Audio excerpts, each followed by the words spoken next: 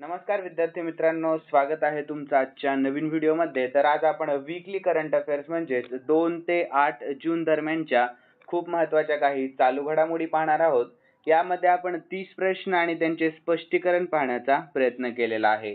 आणि तुम्हाला जर या व्हिडिओची PDF हवी असेल तर व्हिडिओच्या डिस्क्रिप्शन बॉक्समध्ये आपल्या टेलिग्राम चॅनलची लिंक आहे, तेथे तुम्हाला सर्व व्हिडिओच्या PDF अगदी फ्रीमध्ये मिळतील। तर थोडाही वेळ वाया न घालवता आपण या व्हिडिओला सुरुवात करूयात।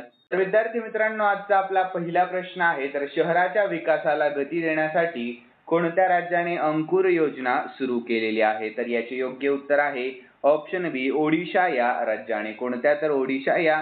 तर याविषयी आपण शॉर्टमध्ये महत्त्वाची माहिती पाहून घेऊयात।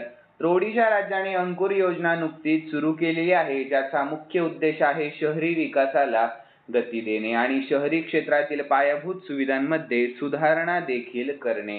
तर यामध्ये शहरी क्षेत्राच्या सुधारणा, जलसंधारण, वायू प्रदूषण आणि नियंत्रण व शहरातील इन्फ्रास्ट्रक्चर सुधारण्यावर लक्ष दिले जाते। तर विद्यार्थ्यांनो, यामध्ये स्थानिक स्वराज्य संस्थांना आर्थिक सहाय्य देखील दिले जाते। यानंतर पुढील प्रश्न, तर राष्ट्रपती द्रौपदी मुर्मू यांच्या हस्ते कोणाला राष्ट्रीय फ्लोरेन्स नाइटिंगेल पुरस्काराने नुकतेच सन्मानित करण्यात आलेले आहे? तर याचे योग्य उत्तर आहे ऑप्शन डी, सुजाता बागुल यांना। कोणाला? तर सुजाता बागुल यांना। तर याविषयी शॉर्टमध्ये आपण महत्त्वाची माहिती पाहूयात। तर राष्ट्रपती द्रौपदी मुर्मू यांच्या हस्ते जळगाव जिल्ह्यातील कठोरा येथील प्राथमिक आरोग्य केंद्रामध्ये कार्यरत असलेल्या सहाय्यक परिचारिका सुजाता अशोक बागुल यांना राष्ट्रीय फ्लोरेन्स नाइटिंगेल पुरस्काराने नुकतेच सन्मानित करण्यात आले आहे। यानंतर पुढील प्रश्न, तर पंतप्रधान नरेंद्र मोदी यांच्या आर्थिक सल्लागार परिषदेचे सध्याचे अध्यक्ष म्हणून अलीकडेच कोणाची नुकतीच नियुक्ती करण्यात आलेली आहे? तर याचे योग्य उत्तर आहे ऑप्शन सी, एस महेंद्र देव यांची नुकतीच नियुक्ती करण्यात आलेली आहे। तर याविषयी आपण शॉर्टमध्ये महत्त्वाची माहिती पाहूयात। तर प्रख्यात अर्थशास्त्रज्ञ एस महेंद्र देव यांची पंतप्रधानांच्या आर्थिक सल्लागार परिषदेचे नवे अध्यक्ष म्हणून नुकतीच नियुक्ती करण्यात आलेली आहे। तर विद्यार्थ्यांनो, पुढील प्रश्न आहे चौथा आणि खूप महत्त्वाचा प्रश्न आहे तुमच्यासाठी। तर 2025चा मिस वर्ल्ड नुकताच कोणाला मिळाला? तर याचे योग्य उत्तर आहे ऑप्शन ए, ओपल सुचाता यांना मिळालेला आहे। तर याविषयी आपण शॉर्टमध्ये महत्त्वाची माहिती पाहूयात। तर तेलंगणाच्या हैदराबाद येथे 7 मे 2025 रोजी सुरू झालेली ही मिस वर्ल्ड स्पर्धा अखेर 31 मे रोजी संपली आणि ओपल सुजाताच्या रूपाने जगाला एक नवीन मिस वर्ल्ड मिळालेली आहे। आणि या स्पर्धेमध्ये आपल्या भारताचं प्रतिनिधित्व करणाऱ्या नंदिनी गुप्ताला टॉप 20 मध्ये स्थान मिळवण्यामध्ये यश आलेलं आहे। तर यानंतर विद्यार्थ्यांना आपण मिस युनिव्हर्स, मिस इंडिया आणि मिस इंटरनॅशनल पाहून घेऊया। तर 73वी मिस युनिव्हर्स 2024 ची व्हिक्टोरिया केजर थेलविक झाल्या आणि मिस चाम्स इंडिया 2024 च्या झाल्या शिवांगी देसाई। यानंतर फेमिना मिस इंडिया 2024 च्या झाल्या निकिता पोरवाल आणि मिस युनिव्हर्स इंडिया 2024 च्या झाल्या रिया सिंघा आणि मिस इंडिया वर्ल्ड वाईड 2024 च्या कोण बनल्या? तर ध्रुवी पटेल आणि फेमिना मिस इंडिया 2023 च्या बनल्या नंदिनी गुप्ता। ठीक आहे, सर्वांनी लक्षात ठेवा। यानंतर पुढील पाचवा प्रश्न, तर ओकलीचा ब्रँड अँबॅसेडर म्हणून अलीकडेच कोणाची नियुक्ती करण्यात आलेली आहे? तर याचे योग्य उत्तर ऑप्शन सी, शुभमन गिल यांची नियुक्ती करण्यात आली। तर विद्यार्थ्यांनो, ओकलीने नुकतीच भारतीय क्रिकेटपटू शुभमन गिल याला ब्रँड अँबॅसेडर म्हणून निवडले आहे। तर त्याला आर्टिफॅक्ट्स फ्रॉम द फ्युचर या मोहिमेचा चेहरा म्हणूनही घोषित करण्यात आलेले आहे। तर यानंतर शुभमन गिल आता ओकलेच्या जागतिक क्रीडापटूंच्या टीमचा भाग आहे, ज्यामध्ये किलियान एम्बाप्पे, डेमन लिल्लार्ड आणि पॅट्रिक महाओम्स यांचा समावेश आहे। ठीक आहे, लक्षात ठेवा। यानंतर ओकले नाविन्य आणि शैली यांचे मिश्रण करते आणि या नवीन मोहिमेमध्ये गिल क्रीडापटूंच्या जागतिक पंक्तीमध्ये सामील झालेला आहे। यानंतर पुढील प्रश्न, तर विद्यार्थ्यांनो, 7 शिखरे सर करणारा सर्वात तरुण भारतीय नुकताच कोण ठरलेला आहे? तर याचे योग्य उत्तर ऑप्शन ए, विश्वनाथ कार्तिकेय ठरला आहे। कोण आहे तो? तर विश्वनाथ कार्तिकेय। तर यानंतर 16 वर्षीय हैदराबादच्या पदकात ती विश्वनाथ कार्तिकेयने 2025 मध्ये 7ही खंडांवरील सर्वोच्च शिखरे सर करत 7 समिट्स आव्हान पूर्ण केले आहे आणि तो हा करणारा सर्वात तरुण भारतीय देखील ठरलेला आहे। तर विद्यार्थ्यांनो, त्याने 26 मे 2025 रोजी शेवटचे आणि सर्वात कठीण शिखर माउंट एव्हरेस्ट सर केले। तर या कामगिरीसाठी त्याने 4 वर्ष कठोर प्रशिक्षण घेतले आणि नेहरू इन्स्टिट्यूट ऑफ माउंटेनिअरिंग मधून कौशल्य विकसित केले आहे। तर त्याआधी मुंबईच्या काम्या कार्तिकेयने तर 17व्या वर्षी 2024 मध्ये 7 समिट्स पूर्ण करून ही कामगिरी करणारी सर्वात तरुण भारतीय महिला ठरली होती। तर या दोघांच्या प्रेरणादायी कामगिरीने आपल्या भारतातील तरुणांमध्ये गिर्यारोहणाची आवड खूप वाढवली आहे। यानंतर पुढील प्रश्न आहे 7वा। तर विद्यार्थ्यांनो, महाराष्ट्र शासनाने कोणत्या पदावर अंगणवाडी सेविकांना शिक्षक म्हणून समाविष्ट करण्याचा निर्णय घेतलेला आहे? तर याचे योग्य उत्तर आहे ऑप्शन ए, प्राथमिक शिक्षक। तर याविषयी आपण शॉर्ट मध्ये महत्त्वाची माहिती पाहूयात। तर आपल्या महाराष्ट्र शासनाने अंगणवाडी सेविकांना इयत्ता 1 ते इयत्ता 5वी प्राथमिक स्तरावर शिक्षक म्हणून संधी देण्याचा निर्णय घेतला। तर यासाठी काही अटी व शैक्षणिक पात्रता पूर्ण करणे खूप आवश्यक आहे। यानंतर पुढील प्रश्न, तर 2 जून 2025 रोजी भारतीय रुपयाची किंमत अमेरिकन डॉलर संबंधी वाढलेली आहे। तर यामागील मुख्य कारण कोणते होते? तर याचे योग्य उत्तर आहे ऑप्शन ए, अमेरिकन डॉलरची कमजोरी आणि पोर्टफोलिओ गुंतवणुकीतील वाढ। यानंतर याविषयी आपण शॉर्ट मध्ये सर्वांनी महत्त्वाची माहिती पाहून घेऊयात। तर विद्यार्थ्यांनो, 2 जून 2025 रोजी आपल्या भारतीय रुपया अमेरिकन डॉलर संबंधी 0.23% ने मजबूत झाला। तर ज्याचे मुख्य कारण अमेरिकन डॉलरची कमजोरी आणि पोर्टफोलिओ गुंतवणुकीतील वाढ होय। यानंतर पुढील प्रश्न, तर इलेक्ट्रिक वाहन नोंदणीमध्ये आपल्या महाराष्ट्र राज्य कितव्या क्रमांकावर आहे? तर याचे योग्य उत्तर आहे ऑप्शन डी, 2ऱ्या क्रमांकावर आहे आपले महाराष्ट्र। कितव्या? तर 2ऱ्या क्रमांकावर। तर याविषयी आपण शॉर्ट मध्ये महत्त्वाची माहिती पाहूयात। तर महाराष्ट्र राज्य इलेक्ट्रिक वाहन EV नोंदणीमध्ये आपल्या भारतामध्ये 2ऱ्या क्रमांकावर आहे। तर यानंतर 2025 पर्यंत राज्यामध्ये 2.46 लाख EV नोंदण्या झालेल्या असून एकूण देशातील EV विक्रींपैकी 12.52% हिस्सा आपल्या महाराष्ट्र राज्याचा आहे आणि उत्तर प्रदेश 4.14 लाख नोंदण्या करून पहिल्या क्रमांकावर राहिलेले आहे। ठीक आहे, लक्षात ठेवा। यानंतर विद्यार्थ्यांनो, देशातील सर्वात मोठा हरित हायड्रोजन प्रकल्प नुकताच कोणत्या राज्यामध्ये होत आहे? तर याचे योग्य उत्तर आहे ऑप्शन डी, हरियाणा या राज्यामध्ये होत आहे। कोणते आहे ते राज्य? तर हरियाणा हे राज्य आहे। तर विद्यार्थ्यांनो, देशातील सर्वात मोठा हरित हायड्रोजन प्रकल्प हरियाणा या राज्यामध्ये विशेषतः इंडियन ऑइल कॉर्पोरेशनच्या पाणीपत रिफायनरी आणि पेट्रोकेमिकल कॉम्प्लेक्स मध्ये होत आहे। म्हणजे बिझनेस स्टँडर्ड नुसार हा प्रकल्प दरवर्षी 10,000 टन ग्रीन हायड्रोजन तयार करेल। यानंतर या प्रश्नाचा विस्तार पाहूयात आपण। तर हा प्रकल्प इंडियन ऑइल कॉर्पोरेशन द्वारे राबवला जात आहे, जो देशातील सर्वात मोठा हरित हायड्रोजन प्रकल्प आहे।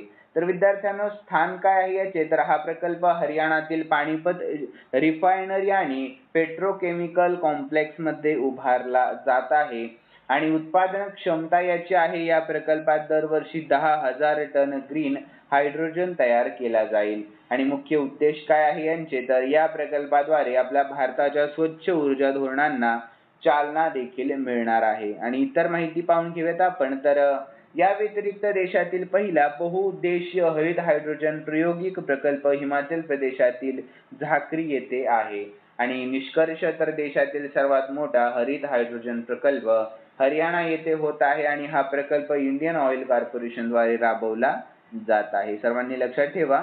यानंतर पुढील प्रश्न, तर आपल्या भारतातील दुसरे 100% साक्षर राज्य कोणते ठरले आहे? तर याचे योग्य उत्तर आहे ऑप्शन बी, गोवा हे राज्य। कोणते? तर गोवा हे राज्य। तर याविषयी आपण शॉर्ट मध्ये महत्त्वाची माहिती पाहूयात। तर मित्रांनो, उज्ज्वल भारत उज्ज्वल भविष्य साक्षरता अभियानांतर्गत गोवा हे भारताचे दुसरे 100% साक्षर राज्य ठरले आहे। तर या राज्यामध्ये 99.7% साक्षरता नोंदवली गेलेली असून ही घोषणा केंद्र सरकारने केली। तर यामागे शासनाचे प्रयत्न, स्वयंसेवी संस्था आणि नागरिकांचा सहभाग खूप महत्त्वाचा ठरला। तर या प्रश्नाचे आपण स्टॅटिक जीके पाहूया। तर मित्रांनो, उज्ज्वल भारत उज्ज्वल भविष्य अंतर्गत गोवा दुसरे 100% साक्षर राज्य बनले, तर पहिले राज्य कोणते आहे तर मिझोराम हे पहिले राज्य आहे. तर केंद्र सरकारची मान्यता देखील याला मिळालेली आहे. यानंतर पुढील प्रश्न, तर केंद्रीय मंत्री शिवराज सिंह चौहान यांनी खालीलपैकी कोणत्या शहरामध्ये विकसित कृषी संकल्प अभियान सुरू केला आहे, तर याचे योग्य उत्तर आहे ऑप्शन बी भुवनेश्वर ओडिशा. या कोणत्या तर भुवनेश्वर ओडिशा. तर ओडिशाविषयी शॉर्टमध्ये आपण महत्त्वाची माहिती पाहून घेऊया. तर मित्रांनो, ओडिशाची राजधानी आहे भुवनेश्वर. सध्याचे मुख्यमंत्री मोहन चरण माझी आणि सध्याचे राज्यपाल आहेत हरिबाबू कंभमपती. यानंतर राष्ट्रीय उद्याने तर भितरकनिका, सिमलीपाल आणि तलाव आहे चिल्का तलाव. ठीक आहे, सर्वांनी लक्षात ठेवा. यानंतर कोणत्या परिषदेमध्ये आपल्या भारताला चॅम्पियन देश म्हणून मान्यता देण्यात आली, जिथे जमिनीची मालकी आणि गावाच्या व्यासपीठाचे कौतुक झालेले आहे. तर खूपच जास्त महत्त्वाचा प्रश्न आहे मित्रांनो. तर याचे योग्य उत्तर आहे ऑप्शन ए जागतिक बँक परिषद वॉशिंग्टन DC येथील. तर याविषयी आपण शॉर्टमध्ये महत्त्वाची माहिती पाहूयात. तर 5 ते 8 मे 2025 रोजी अमेरिकेतील वॉशिंग्टन DC येथे होणाऱ्या जागतिक बँकेच्या एका महत्त्वाच्या परिषदेमध्ये आपल्या भारताला चॅम्पियन देश म्हणून मान्यता देण्यात आलेली आहे. तर या परिषदेचा मुख्य विषय काय होता, तर जमिनीची मालकी आणि हवामान कृतीसाठी प्रवेश सुरक्षित करणे, जागरूकतेकडून कृतीकडे वाटचाल असा होता. यानंतर विद्यार्थ्यांना पुढील प्रश्न आहे 14वा. तर खालीलपैकी कोण क्लब फुटबॉलमध्ये 800 गोल करणारा पहिला फुटबॉलपटू ठरला, तर याचे योग्य उत्तर आहे ऑप्शन ए क्रिस्टियानो रोनाल्डो ठरला आहे. कोण आहे तो तर क्रिस्टियानो रोनाल्डो. तर याविषयी आपण शॉर्टमध्ये महत्त्वाची माहिती पाहूयात. तर विद्यार्थ्यांना क्रिस्टियानो रोनाल्डो क्लब फुटबॉलमध्ये 800 गोल करणारा पहिला खेळाडू बनलेला आहे आणि या वयाच्या 40व्या वर्षी त्याने सौदी प्रो लीग मध्ये अल नासर संघाचा अल फत्तेह संघाकडून 3-2 असा पराभव झाला. तर त्या सामन्यात ही कामगिरी पूर्ण केलेली आहे. यानंतर 15वा आणि खूप महत्त्वाचा प्रश्न, विद्यार्थ्यांनो सर्वांनी लक्ष द्या या प्रश्नाकडे. तर IPL 2025 चे विजेतेपद नुकतेच कोणी पटकावले, तर याचे योग्य उत्तर आहे ऑप्शन सी RCB ने पटकावले आहे. कोणी तर RCB ने. तर विद्यार्थ्यांनो 2025 च्या इंडियन प्रीमियर लीग म्हणजेच IPL स्पर्धेचे विजेतेपद रॉयल चॅलेंजर्स बेंगळुरू म्हणजेच RCB संघाने नुकतेच पटकावले आहे. तर 3 जून 2025 रोजी अहमदाबाद येथील नरेंद्र मोदी स्टेडियम मध्ये झालेल्या अंतिम सामन्यामध्ये RCB ने पंजाब किंग्स म्हणजेच PBKS संघावर 6 धावांनी विजय मिळवून आपल्या 18 वर्षांच्या प्रतीक्षेला पूर्णविराम दिलेला आहे. यानंतर विद्यार्थ्यांनो अंतिम सामन्याचा आढावा आपण या ठिकाणी घेऊया. तर RCBचा डाव टॉस गमावल्यानंतर प्रथम फलंदाजी करत RCB ने 20 षटकांमध्ये 190 धावा केल्या, तर विराट कोहलीने 35 चेंडूमध्ये 43 धावांची महत्त्वपूर्ण खेळी केली. तर यानंतर मित्रांनो पंजाब किंग्सचा डाव, पंजाब किंग्सने 20 षटकांमध्ये 184 धावा केल्या आणि शेवटच्या षटकामध्ये पंजाब किंग्सला 29 धावांची गरज होती, परंतु RCBच्या गोलंदाजांनी अचूक गोलंदाजी करत सामना आपल्या बाजूने फिरवला. तर या सामन्याचे ठळक क्षण काय होते, तर मॅन ऑफ द मॅच RCBच्या कृणाल पांड्याने 4 षटकांमध्ये 17 धावा देत 2 विकेट घेतल्या आणि मॅन ऑफ द मॅचचा किताब पटकावला आहे. आणि भावनिक क्षण होते, तर विजयानंतर विराट कोहलीच्या डोळ्यामध्ये अश्रू आले, तर त्यांच्या पत्नी अनुष्का शर्मा यांच्यासोबतचा त्यांचा आलिंगनाचा क्षण सोशल मीडियावर खूप व्हायरल झाला. आणि पुरस्कार आणि गौरव देखील आपण पाहून घेऊया. तर विजेते संघ होता रॉयल चॅलेंजर्स बेंगळुरू, विजेता 20 कोटी रुपये आणि उपविजेते संघाला पंजाब किंग्सला 12.5 कोटी देण्यात आले. आणि ऑरेंज कॅप सर्वाधिक धावा करणारा खेळाडू तर साई सुदर्शन आणि पर्पल कॅप सर्वाधिक विकेट घेणारा खेळाडू प्रसिद्ध कृष्णा 25 विकेट घेतला त्यांनी. आणि ऑरेंज कॅप साई सुदर्शनने किती धावा केल्या, तर 759 धावा केल्या. यानंतर मित्रांनो मोस्ट व्हॅल्युएबल प्लेयर कोण आहे, तर सूर्यकुमार यादव. आणि यानंतर RCBच्या या ऐतिहासिक विजयानंतर संपूर्ण संघ, चाहते आणि क्रिकेट प्रेमींमध्ये आनंदाचे वातावरण झाले. तर विराट कोहलीसाठी हा विजय विशेष महत्त्वाचा आहे, कारण त्याच्या नेतृत्वाखाली या संघाने अनेक वेळा अंतिम फेरी गाठली होती, परंतु विजेतेपद मिळवण्यामध्ये अपयश आले होते. तर या विजयाने RCBच्या इतिहासामध्ये नवीन अध्याय सुरू झालेला आहे.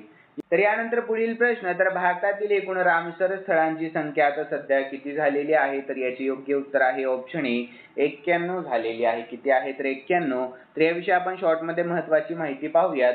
तर जून 2025 पर्यंत आपल्या भारतामध्ये एकूण 91 रामसर स्थळे झालेली आहेत. तर खिचन, फालोदी आणि मेनार उदयपूर या राजस्थानातील 2 नवीन आंतरराष्ट्रीय महत्त्वाच्या आर्द्रभूमींची नुकतीच भर पडलेली आहे. तर यानंतर या स्थळांची संख्या आपल्या भारताला आशियामध्ये सर्वाधिक आणि जगामध्ये 3ऱ्या क्रमांकावर नेते. तर ही स्थळे जैवविविधता, जलसंधारण आणि पर्यावरणीय समतोलासाठी अत्यंत महत्त्वाची मानली जातात. यानंतर विद्यार्थ्यांनो पुढील प्रश्न, तर 26व्या आशियाई ॲथलेटिक्स चॅम्पियनशिप स्पर्धेमध्ये आपल्या भारताने एकूण किती पदके जिंकली आहेत? तर याचे योग्य उत्तर आहे ऑप्शन डी एकूण 24 पदके जिंकली आहेत. तर याविषयी शॉर्टमध्ये आपण महत्त्वाची माहिती पाहूयात. तर 26व्या आशियाई ॲथलेटिक्स चॅम्पियनशिप मध्ये आपल्या भारताने एकूण 24 पदके जिंकली, म्हणजेच 8 सुवर्ण पदके जिंकली आहेत, 10 रौप्य पदके आणि 6 कांस्य पदके, म्हणजेच एकूण 24 पदके जिंकली आहेत. तर या कामगिरीमुळे आपल्या भारताने एकूण पदक तालिकेमध्ये 2रे स्थान मिळवले. तर गुलवीर सिंगने 5000 मीटर आणि 10000 मीटर शर्यतीत सुवर्ण पदके जिंकली. तर मित्रांनो, अॅनिमेश कुजूरने 200 मीटर मध्ये राष्ट्रीय विक्रम प्रस्थापित केला आहे. तर ही कामगिरी भारतीय ॲथलेटिक्ससाठी खूप महत्त्वपूर्ण ठरली आहे. यानंतर पुढील प्रश्न, तर ऑपरेशन स्पायडर वेब कोणत्या देशाने नुकतेच सुरू केले आहे? तर याचे योग्य उत्तर आहे ऑप्शन ए युक्रेन या देशाने नुकतेच सुरू केले आहे. तर याविषयी शॉर्टमध्ये आपण महत्त्वाची माहिती पाहूयात. तर मित्रांनो, ऑपरेशन स्पायडर वेब हे युक्रेनच्या सुरक्षा यंत्रणांनी सुरू केलेले सायबर ऑपरेशन होते. तर यामध्ये रशियाशी संबंधित फेक अकाउंट्स, प्रोपेगंडा नेटवर्क आणि सायबर हल्ले करणारे गट उघडकीस आणले गेले. तर याचे मुख्य उद्दिष्ट होते युक्रेनमधील माहिती सुरक्षिततेचे संरक्षण करणे. यानंतर पुढील प्रश्न, रॉडी इंडियाचे ब्रँड अँबॅसेडर अलीकडेच कोण बनले आहेत? तर याचे योग्य उत्तर आहे ऑप्शन बी नीरज चोप्रा बनले आहेत. कोण? तर नीरज चोप्रा. तर याविषयी शॉर्टमध्ये आपण महत्त्वाची माहिती पाहूयात. तर आपल्या भारताचा प्रतिष्ठित भालाफेकपटू आणि ऑलिम्पिक सुवर्णपदक विजेता नीरज चोप्रा यांनी ऑडी इंडियाशी अधिकृतपणे हातमिळवणी केली आहे. तर तो त्यांचा ब्रँड अँबॅसेडर बनलेला आहे. यानंतर 20वा प्रश्न, तर 2025च्या आर्थिक वर्षांसाठी भारताच्या जीडीपी वाढीचा एसबीआयचा अंदाज काय आहे? तर याचे योग्य उत्तर आहे ऑप्शन सी 6.5% असं आहे. काय? तर 6.5%. तर याविषयी आपण शॉर्टमध्ये महत्त्वाची माहिती पाहूयात. तर आर्थिक वर्ष 2025-26 मध्ये आपल्या भारताचा वास्तविक सकल राष्ट्रीय उत्पादन जीडीपी 6.5% वाढण्याचा अंदाज आरबीआयने सध्या वर्तवला आहे. तर विद्यार्थ्यांनो, स्टेट बँक ऑफ इंडियाची आपण शॉर्टमध्ये महत्त्वाची माहिती पाहून घेऊया. तर एसबीआयची स्थापना झाली 1 जुलै 1955 मध्ये. मुख्यालय मुंबई महाराष्ट्र आणि सध्याचे अध्यक्ष छल्ला श्रीनिवासुलू शेट्टी म्हणजेच CS शेट्टी आहेत. यानंतर पुढील प्रश्न, 80व्या संयुक्त राष्ट्र महासभेच्या अध्यक्षपदी नुकतीच कोणाची निवड करण्यात आली? तर याचे योग्य उत्तर ऑप्शन ए ॲनालेना बेअरबॉक यांची नुकतीच नियुक्ती करण्यात आलेली आहे. यानंतर याविषयी शॉर्टमध्ये महत्त्वाची माहिती पाहूयात. तर 80व्या संयुक्त राष्ट्र महासभेच्या अध्यक्षपदी जर्मनीच्या माजी परराष्ट्र मंत्री ॲनालेना बेअरबॉक यांची निवड झालेली आहे. तर त्यांनी 2 जून 2025 रोजी 167 मते मिळवून ही पदवी मिळवली आहे. यानंतर बेटर टुगेदर हे त्यांच्या अध्यक्षीय कार्यकाळाचे घोषवाक्य असून त्यांनी समावेश, पारदर्शकता आणि संवादावर भर देण्याचे आश्वासन दिले आहे. यानंतर पुढील प्रश्न, तर मित्रांनो, आपल्या भारताचे पंतप्रधान नरेंद्र मोदी 6 जून रोजी जगातील सर्वात उंच रेल्वे पुलाचे उद्घाटन करणार असून ते कोणत्या नदीवर बांधले आहे? तर मित्रांनो, याचे योग्य उत्तर आहे ऑप्शन ए चिनाब नदीवर. कोणत्या? तर चिनाब. तर याविषयी आपण शॉर्टमध्ये महत्त्वाची माहिती पाहूयात. तर पंतप्रधान नरेंद्र मोदी 6 जून 2025 रोजी जगातील सर्वात उंच रेल्वे पुलाचे उद्घाटन त्यांनी केलेले आहे आणि हा पूल जम्मू आणि काश्मीरमधील रियासी जिल्ह्यातील चिनाब नदीवर बांधण्यात आलेला आहे. तर विद्यार्थ्यांनो, चिनाब रेल्वे पूल आहे 359 मीटरचा, म्हणजेच 1178 फूट उंच असून तो एफिल टॉवरपेक्षा 35 मीटर उंच आहे. तर हा पूल उधमपूर, श्रीनगर, बारामुल्ला रेल्वे लिंक आणि या प्रकल्पाचा एक भाग आहे, ज्यामुळे काश्मीर खोऱ्याला भारताच्या मुख्य रेल्वे नेटवर्कशी जोडले जाईल. यानंतर पुढील प्रश्न, तर आंतरराष्ट्रीय प्रशासकीय विज्ञान संस्थेच्या अध्यक्षपदी कोणत्या देशाची निवड करण्यात आलेली आहे? तर याचे योग्य उत्तर आहे ऑप्शन सी, आपल्या भारत देशाची निवड करण्यात आलेली आहे. तर याविषयी शॉर्टमध्ये आपण महत्त्वाची माहिती पाहूयात. तर आंतरराष्ट्रीय प्रशासकीय विज्ञान संस्थेच्या अध्यक्षपदी आपल्या भारत देशाची निवड करण्यात आली. तर 3 जून 2025 रोजी ब्रसेल्स येथे झालेल्या महासभेमध्ये आपल्या भारताने 87 मते मिळून ऑस्ट्रियावर मात केलेली आहे, लक्षात ठेवा. यानंतर मित्रांनो, ही निवड 2025 ते 2028 या कालावधीसाठी आहे. तर ही भारतासाठी ऐतिहासिक कामगिरी आहे, कारण IIASच्या 100 वर्षांच्या इतिहासामध्ये प्रथमच आपल्या भारताला अध्यक्षपद मिळालेले आहे. यानंतर पुढील प्रश्न, तर आपल्या भारतामध्ये कधीपासून जातीनिहाय जनगणना सुरू होणार आहे? तर याचे योग्य उत्तर आहे ऑप्शन सी, 1 मार्च 2027 पासून जातीनिहाय जनगणना सुरू होणार आहे. तर याविषयी आपण शॉर्टमध्ये महत्त्वाची माहिती पाहूयात. तर आपल्या भारतामध्ये जातीनिहाय जनगणना 1 मार्च 2027 पासून सुरू होणार आहे. तर हिवाळ्यातील बर्फाच्छादित भागांमध्ये जसे की जम्मू काश्मीर, लडाख, हिमाचल प्रदेश आणि उत्तराखंड येथे ही प्रक्रिया 1 ऑक्टोबर 2026 पासूनच सुरू होईल. तर मित्रांनो, ही जनगणना 2 टप्प्यांमध्ये पार पडणार आहे आणि 1931 नंतर प्रथमच जातीची माहिती गोळा केली जाणार आहे. यानंतर पुढील प्रश्न, तर कोणत्या केंद्रशासित प्रदेशामध्ये स्थानिकांना नोकरीमध्ये 85% आरक्षण मिळणार आहे? तर याचे योग्य उत्तर आहे ऑप्शन ए, लडाख या केंद्रशासित प्रदेशामध्ये. तर याविषयी आपण शॉर्टमध्ये महत्त्वाची माहिती पाहूयात. तर लडाख या केंद्रशासित प्रदेशामध्ये स्थानिकांना सरकारी नोकऱ्यांमध्ये 85% आरक्षण देण्याचा खूप मोठा निर्णय घेण्यात आलेला आहे. तर या निर्णयामुळे स्थानिक तरुणांना अधिक रोजगार संधी मिळणार आहे. तर मित्रांनो, स्थलांतरित लोकसंख्येमुळे निर्माण होणारी स्पर्धा कमी करण्यासाठी आणि स्थानिक संस्कृतीचे रक्षण करण्यासाठी हे पाऊल उचलण्यात आलेले आहे. तर यानंतर पुढील प्रश्न, तर विद्यार्थ्यांना लक्ष द्या, प्रश्नाकडे महत्त्वाचा प्रश्न आहे खूप. तर 2025 ते 2026 साठी भारतीय उद्योग महासंघाचे अध्यक्ष म्हणून नुकतीच कोणाची नियुक्ती म्हणजेच निवड करण्यात आली? तर याचे योग्य उत्तर आहे ऑप्शन बी, राजीव मेमाणी यांची नियुक्ती करण्यात आलेली आहे.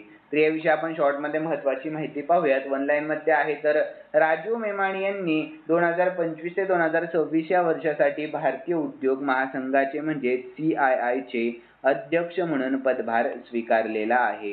यानंतर पुढील प्रश्न, तर 6 जून रोजी छत्रपती शिवाजी महाराजांचा राज्याभिषेक कोणत्या ठिकाणी झाला? तर याचे योग्य उत्तर आहे ऑप्शन बी, रायगड या ठिकाणी झाला. कोणत्या? तर रायगड या. तर यानंतर आपण याविषयी शॉर्टमध्ये महत्त्वाची माहिती पाहून घेऊया. तर शिवाजी महाराजांचा राज्याभिषेक 6 जून 1674 रोजी रायगड किल्ल्यावर झाला. तर मित्रांनो, रायगड हा महाराजांनी राजधानीसाठी निवडलेला किल्ला होता. तर हाच ऐतिहासिक दिवस म्हणजेच राज्याभिषेक दिवस म्हणूनही खूप जगामध्ये ओळखला जातो. यानंतर पुढील प्रश्न, ऑपरेशन सिंदूरला समर्पित सिंदूर मेमोरियल पार्क खालीलपैकी कोणत्या ठिकाणी स्थापन केला जाईल? तर याचे योग्य उत्तर आहे ऑप्शन डी, कच्छ या. कोणत्या? तर कच्छ या. तर याविषयी शॉर्टमध्ये आपण महत्त्वाची माहिती पाहूयात. तर ऑपरेशन सिंदूरला समर्पित सिंदूर मेमोरियल पार्क गुजरातमधील कच्छ जिल्ह्यातील मिर्झापूर गावामध्ये भुज शहराजवळ बांधले जाईल. तर या उद्यानाला सिंदूर वन असे म्हटले जाईल आणि ते 8 हेक्टरमध्ये पसरलेले असणार आहे. यानंतर पुढील प्रश्न, तर आपले महाराष्ट्र सर्वाधिक लांबीचा बोगदा समृद्धी महामार्गावर कोणत्या ठिकाणादरम्यान उघडण्यात आलेला आहे? तर याचे योग्य उत्तर आहे ऑप्शन सी, इगतपुरी ते कसारा या. कोणत्या? तर इगतपुरी ते कसारा या. तर याविषयी आपण शॉर्टमध्ये महत्त्वाची माहिती पाहूयात. तर महाराष्ट्रातील सर्वाधिक लांबीचा बोगदा समृद्धी महामार्गावर इगतपुरी, पिंपरी, सदरुद्दीन ते कसारा, वैशाळा, बुद्रुक दरम्यान उभारण्यात आलेला आहे. यानंतर हा 8 किलोमीटर लांबीचा आणि 17.61 मीटर रुंदीचा दुहेरी बोगदा असून तो राज्यातील सर्वात लांब आणि आपल्या भारत देशातील सर्वात रुंद बोगदा असणार आहे. तर या बोगद्यामुळे इगतपुरी ते कसारा अंतर फक्त 5 ते 10 मिनिटांमध्ये पार करता येते, ज्यामुळे प्रवास वेळेत लक्षणीय घट झालेली आहे. यानंतर पुढील प्रश्न 30वा. तर विद्यार्थ्यांनो लक्ष द्या सर्वांनी 30व्या प्रश्नाकडे. तर आंध्र प्रदेश राज्यामध्ये किती वर्षानंतर क्रिकेट विश्वचषक सामना होणार आहे? तर खूप जास्त महत्त्वाचा प्रश्न आहे. सर्व विद्यार्थ्यांनी या प्रश्नाकडे लक्ष द्यावे. तर याचे योग्य उत्तर आहे ऑप्शन डी 28. किती? तर 28 वर्षांनी. यानंतर याविषयी आपण शॉर्टमध्ये महत्त्वाची माहिती पाहूयात. तर आंध्र प्रदेश राज्यामध्ये क्रिकेट विश्वचषक सामना 28 वर्षांनी होणार आहे. तर यानंतर 1996 मध्ये झालेल्या क्रिकेट विश्वचषकामध्ये हैदराबादमध्ये सामना खेळला गेला होता. त्यानंतर मित्रांनो 2025 मध्ये विशाखापट्टणम येथील ACA VDCA स्टेडियम मध्ये महिला एकदिवसीय क्रिकेट विश्वचषकाचे सामने होणार आहेत.